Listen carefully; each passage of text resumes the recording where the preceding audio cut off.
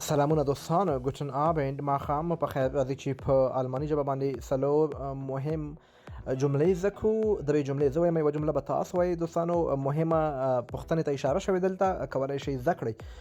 وایم زه پوښتنه کوم په الماني ژبه باندې داسې وایو ich frage. او چې کله موږ چاته وایو، یو کس ته وایو ته پوښتنه کوې، ملګرو ته وایو ته پوښتنه کوې، بیا وایو du fragst.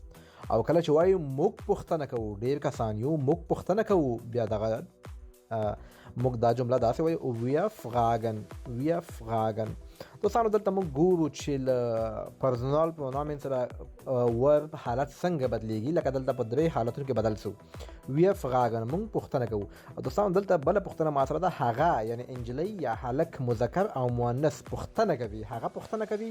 دغه جمله په الماني ژبه کې څنګه وایو؟ دوستان د کمنټونو کې ولیکئ، ګورو چې څوک صحیح وایي.